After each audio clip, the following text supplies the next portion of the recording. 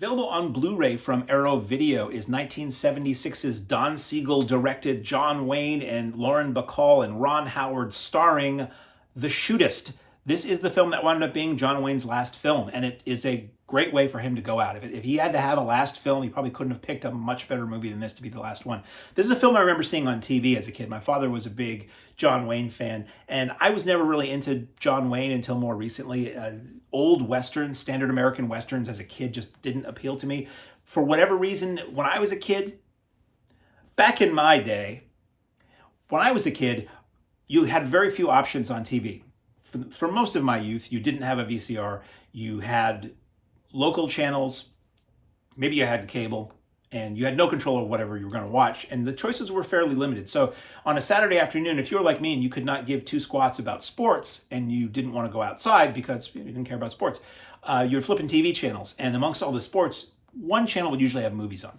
And for me, it was Boston's WLVI TV 56 and WSBK TV 38 and WPIX out of New York City. And on one of those, probably Channel 56, they usually were like Sunday afternoons. They used to play the Westerns. I caught some or all of The Shootist. And I remember being into it probably because Richie Cunningham, to me, was in it at the time. Ron Howard was in this film while he was doing Happy Days. Either that or like right after he left Happy Days. I don't remember when he left Happy Days, but somewhere around the time, late-ish, I think, in his Happy Days career, he was in this. And so that might have been what hooked me. I'm like, oh, hey, he did something other than Happy Days? What's this movie about? And I remember being very, shocked at the ending of the film, which I'm not going to give away, but made an impression on me as a kid. But I had not seen it since then. So this is the first time I've seen this with theoretically adult intellect. And boy, was this good. So this was, it's 99 minutes. It's got, as I said, John Wayne, Ron Howard, Lauren Bacall, Jimmy Stewart, Hugh O'Brien, Bill McKinney, who you would know from, if you've watched a lot of the classic Clint Eastwood 70s films, Bill McKinney's in several of them. He's in that scene in Deliverance. Harry Morgan, Scatman Crothers, John Carradine, and Cherie North are like the biggest notable names in this. And music by Elmer Bernstein. It's got English standard SDH subtitles for deaf and hard of hearing. Paramount release originally. It's always weird for me. By now I should be used to it, but it's always weird for me to see a major U.S. studio logo at the front of anything I watch on an Arrow Blu-ray, because Arrow always was about Euro and cult and indie and all that stuff. But they've really been seriously tapping the Hollywood vaults lately and doing editions that, frankly, Hollywood studios are probably not going to bother with anymore now that physical media is perceived to be dead or on the way out or not what normal people want to see. And that's fine. If you're going to get editions as good as Arrow puts out, let all of these boutique labels handle the studio repertory catalog. I'm totally cool with that. So it opens in black and white with old clips from John Wayne movies where there's a narrator, Ron Howard, talking about who this guy is, who this character is.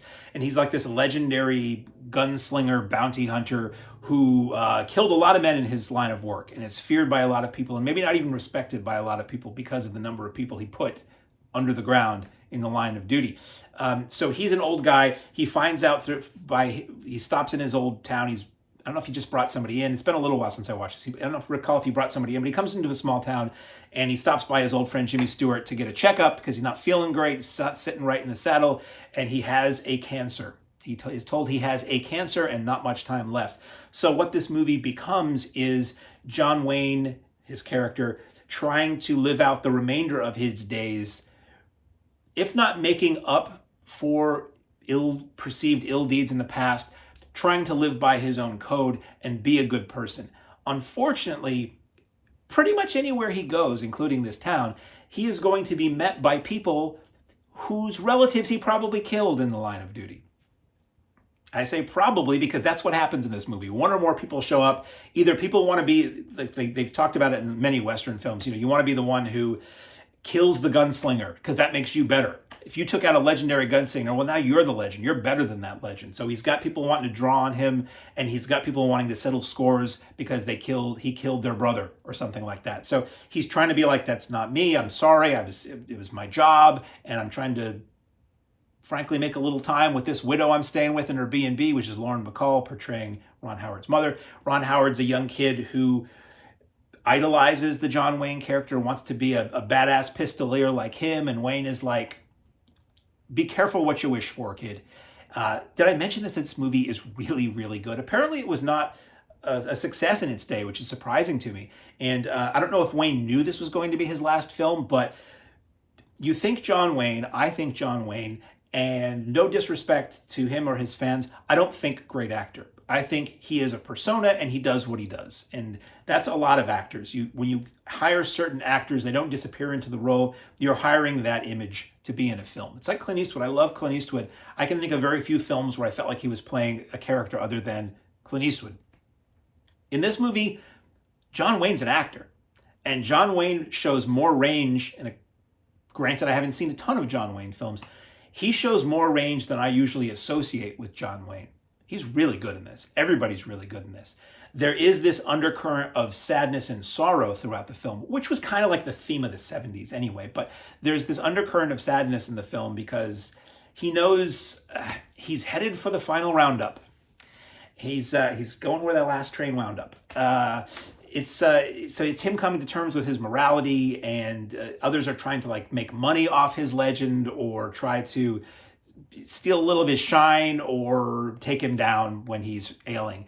And it ultimately culminates in something that was memorable for me as a kid. Let's just put it that way. It's interesting when you watch the extras on this, because the transfer looks great, by the way. It looks really good. Gorgeous color, natural gorgeous color. I say great color.